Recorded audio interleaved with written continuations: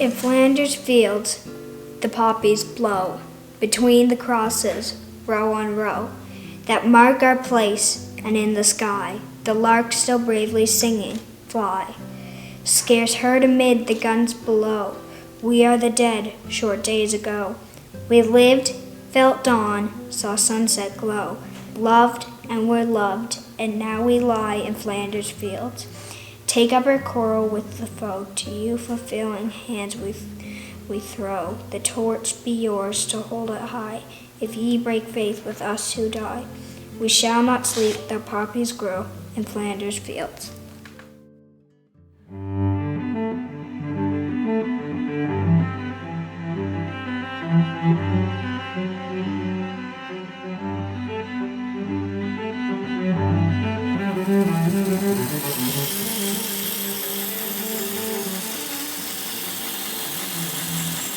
My father works to measure, cut, and mill handle material while I prepare steel blanks. We're embarking on the single most elaborate knife collection to ever come through the K&N Knives workshop. Perhaps the most significant set of pieces as well. The Remembrance Puukko. A set of 11 knives to honor Armistice Day. 11 knives that will use some of the finest materials and finishes that K&N Knives has to offer. A traditional Puukko knife uses a hidden or reduced tang design, where the knife tang actually protrudes through the length of the handle and is revealed at the end. Right now I'm dimensioning the tangs as well as squaring off the shoulders so the bolsters will have a very fine fit later in the project.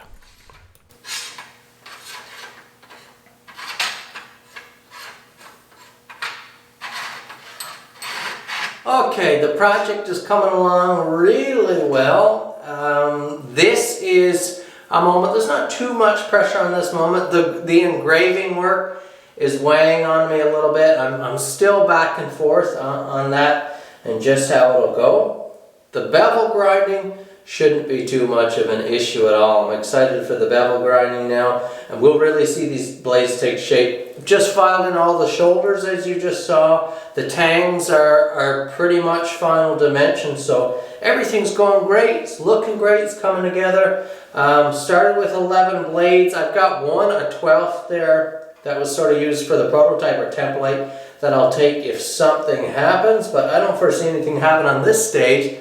But it's definitely getting serious. All the handle materials are milled out, roughed out, sitting on the bench. So now it's just, it's all on me here. It's all on me now. Bevel grinding through several different grits. It's getting serious today. It's getting serious. Let's fire up that 2x72. Got some gospel music playing here. Get going.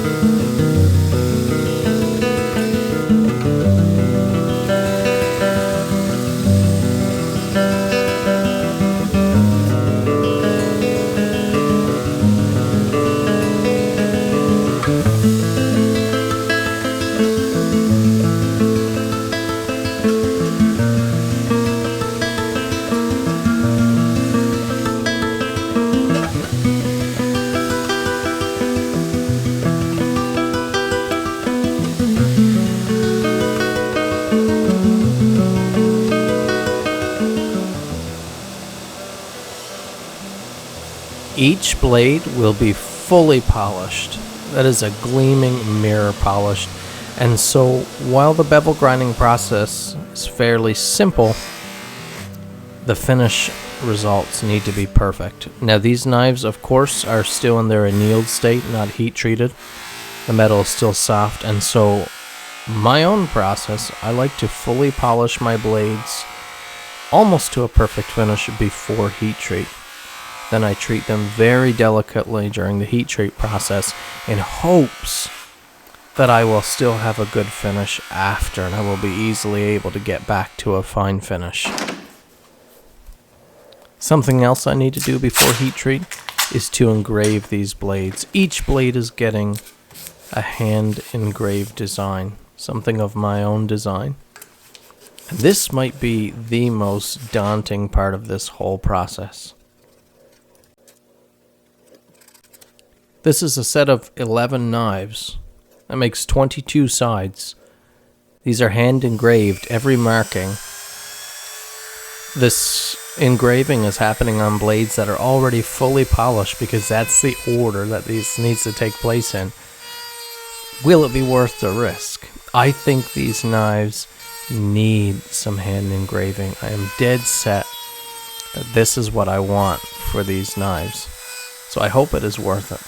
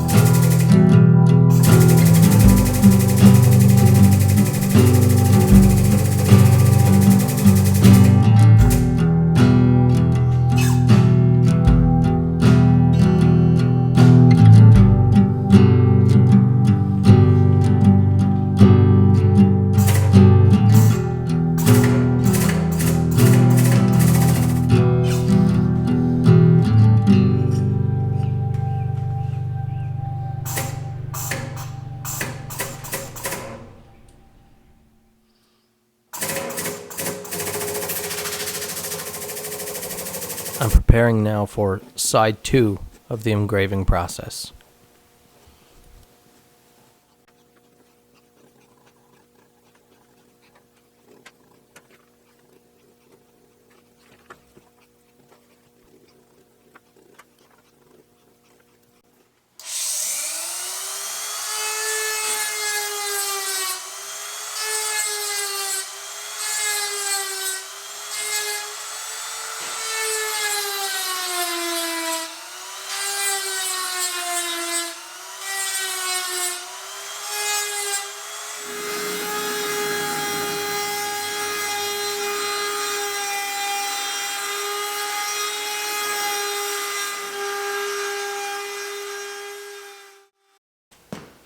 A big day here today. We are going into heat treat, and here's where everything sort of gets written in stone, stamped in time. Everything up until now, the bevel grinding, the the blade polishing, the stamping of the maker's mark, the engraving, all of that work can happen nice and it's forgivable and that type of thing. Once they get heat treated, they are frozen in time. There's not much more to be done with them. You can't drill them, you can't stamp them. Engraving becomes very difficult. So they're going to be frozen. The last step to do before they go into the forge room and into the fire right now is to stamp the numbers on each of these pieces. Numbers 1 through 11. That's what I'm going to do right now. Number 1 right here.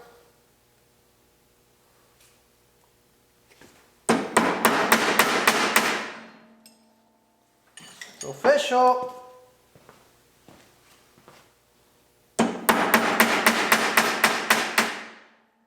Nice, deep, permanent stamp.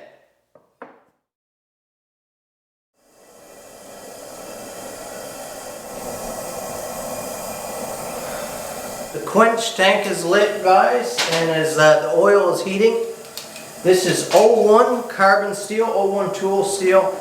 I think it's a very fine steel. I work exclusively with 01 and I love it. I've been heat treating it since I started, and I think I've got phenomenal results. All my clientele, the feedback is impeccable. They're blown away by the edge holding and edge taking capabilities of a premium carbon steel like this with a good heat treat. Now you can't dip into cold oil, so I heat my oil. Everything is temperature regulated here. And I'm still running over in my head the checklist. Do I have done what I need to do? Can everything else be done after heat treat? And I believe we're at that stage, so here we go. Now, we're going to go backwards a little bit. I bring my knives up pretty much to final polish, rough final polish, but these are gleaming pieces, as you can see here, before heat treat. And then the goal is to be very particular with heat treat, very gentle with moving them around, so you aren't, because of course as they get red hot they get a little bit softer on the surface, and if you're dragging them around in the forge you're going to tear up that finish and add a whole bunch of work for later. So you want to be very gentle. You also definitely don't want to overcook or anything like that to have any decarburization, or we want these to come out with very fine finishes still. So a good burlap wheel, a good coarse wheel, will strip off that light forge layer, and we'll be back to a nice polish again.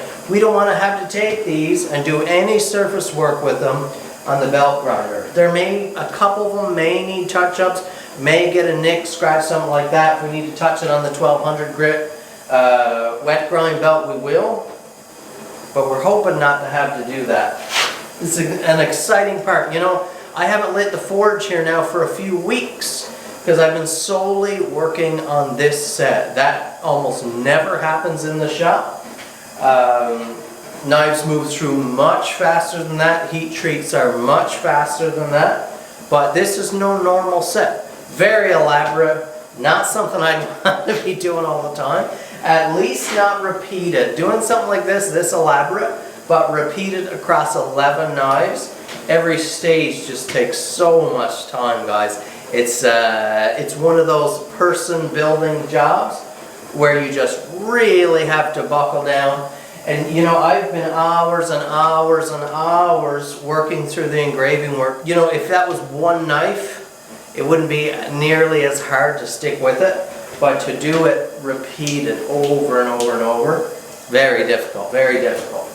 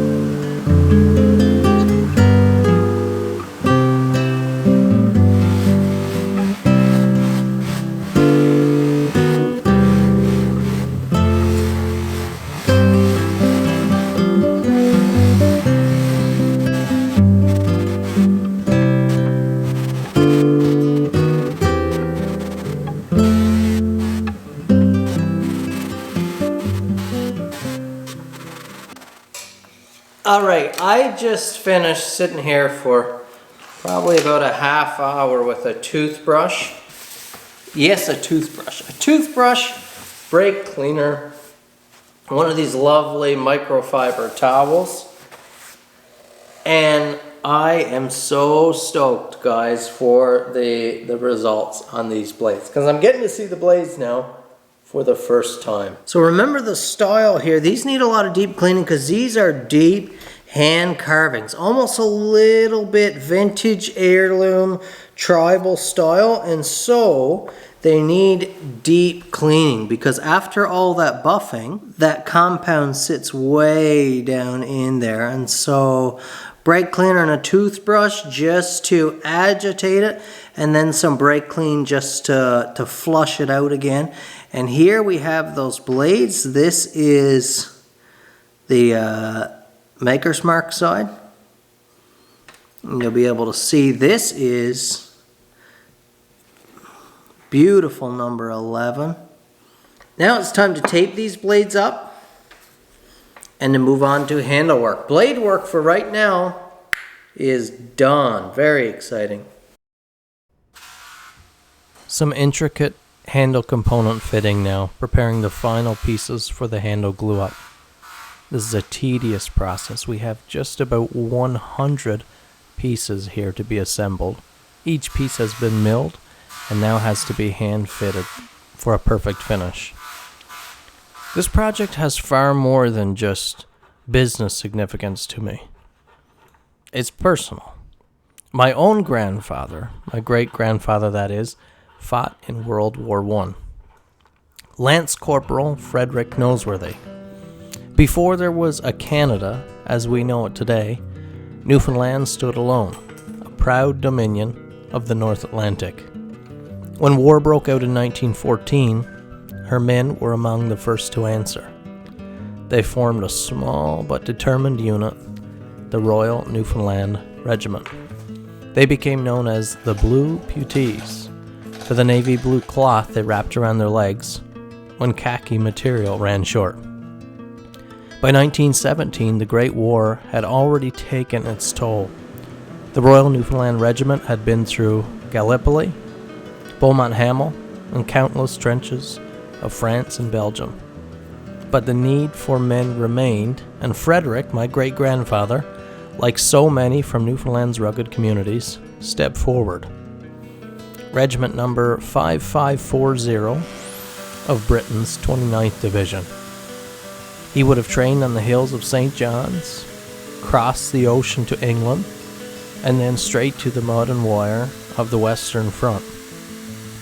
There, amid the thunder of artillery and the endless mud of Flanders, Frederick would have stood shoulder to shoulder with men who carried the caribou patch, men who had earned a name for Newfoundland on the battlefields of Europe.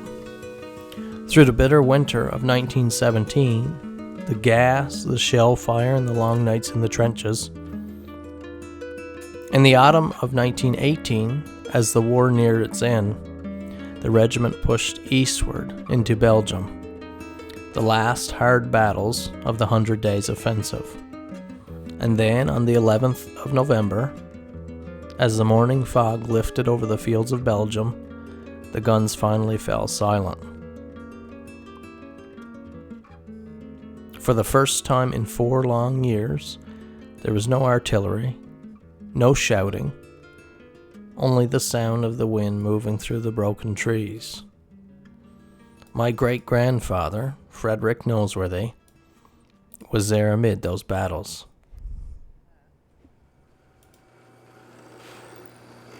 You eat her, because neither one of us got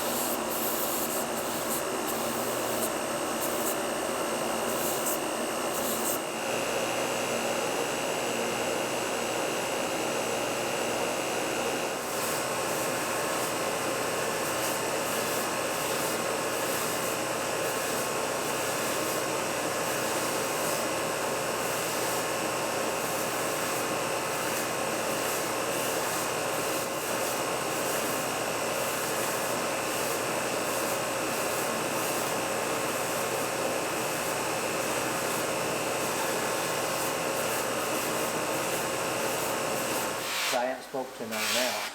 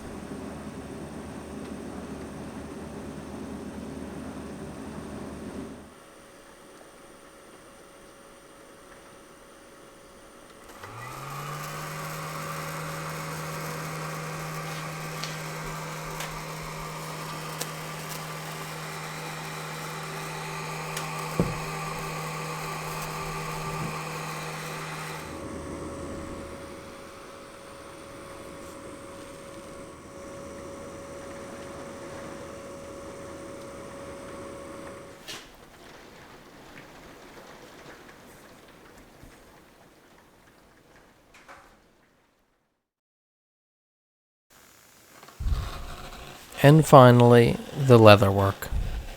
You're actually seeing me in a dark workshop here now. The hydro company had the power shut off on my shop on this particular day, but it was actually beautiful working in front of the window light.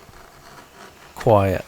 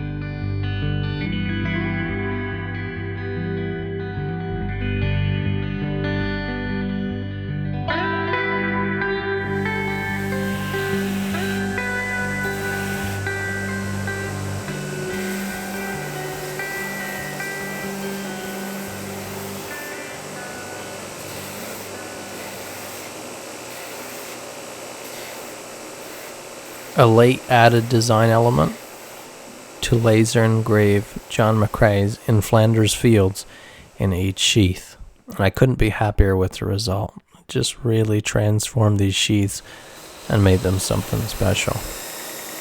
Now, a final sharpening, a little time on the buffing wheel, and these knives are complete.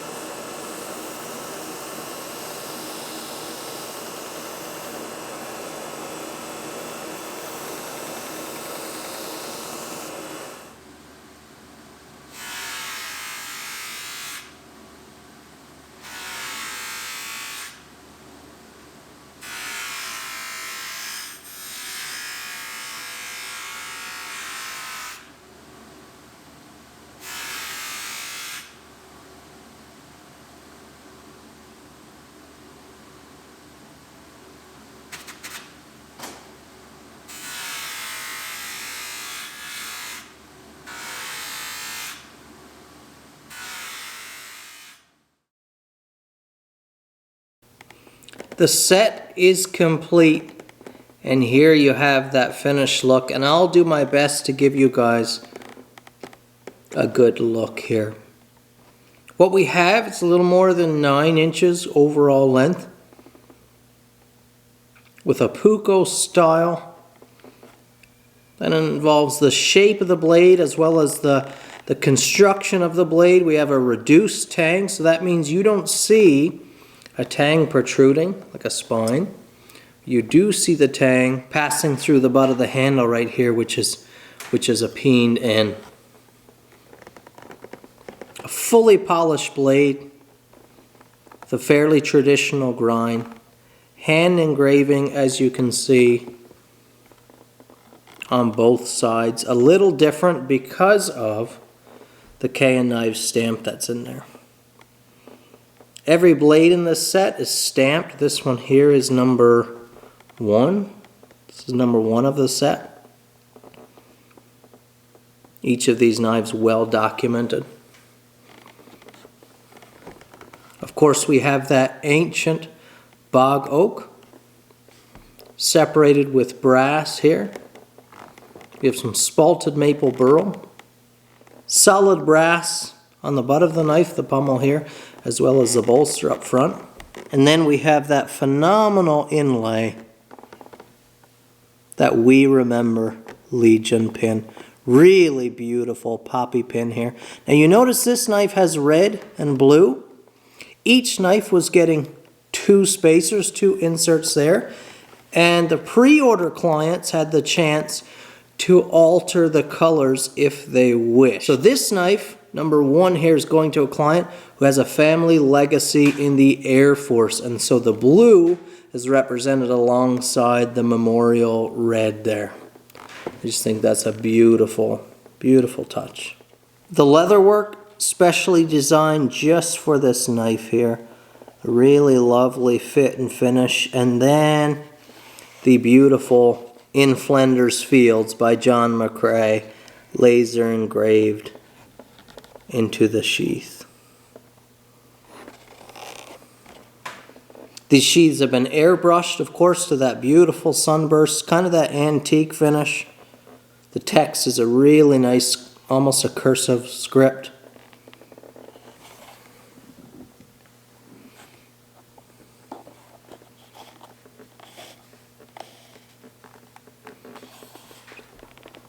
And there is the completed package. I hope you've enjoyed the video. I hope you've enjoyed this project. And here is the completed set. Minus 1 knife, which actually got shipped out early to Ontario. It's sitting in a Legion for this Remembrance Day, along with a Veterans War memorabilia sitting there on display for all the incomers of the day to see and pay respects, which is just a beautiful thing. So I did my best to get that knife out before the others. And so we don't have a completed set of 11 here, but of course you saw the 11 being built coming through. This set has been the single most elaborate set batch collection of my knife making career. It has been a huge undertaking. The polishing, the milling, the inlays, the brass work, the leather work, everything's been custom designed right from the start. The knife pattern, the design, the grinds, the leather sheath, everything has been hand designed, hand drawn and sketched, chosen by me to represent what I believe is proper for this very important project. And here you have the Remembrance Puukko, the very first batch from the K & Knives Collector Series. I want to give a very special thank you, first and foremost, to all those who have served and are serving. The immense sacrifice, and I know not everyone has given the same, not everyone has laid down their life, but just to serve and to have put yourself in that position. And I can't thank you enough, all you who have served and are serving. A number of these knives here are going to two military veterans that are still living, and obviously not World War I or World War II veterans, but more modern, but veterans nonetheless. And we have certain colors here representing, and we have squadron names, and most of these knives were already spoken for before the build even began. And I'd like to let you know that a number of these are going to military veterans, men that have served and are living their lives today in the wake of that, what that means for them. And I've got to have discussions with some of those men on just what that means for them. And it's not an easy thing. We have knives here going to Europe, to the United States, all across Canada. And I couldn't be more proud to send out this beautiful set. I think this represents some of my finest work to date. I want to thank all of the KN Knives clients who allow me to take on projects like this, who allow me to work in a workshop like this, who support my work, who give me kind words of encouragement, who purchase and who write reviews. I'm just so thankful that you all allow me to do this kind of work on a daily basis. Thank you to all of you for watching and supporting, and I am so grateful that I get to live this beautiful life that I live today because of so many who have sacrificed to make it happen. So thanks for watching and supporting, and thanks for taking the time to reflect and remember with me on this very significant day.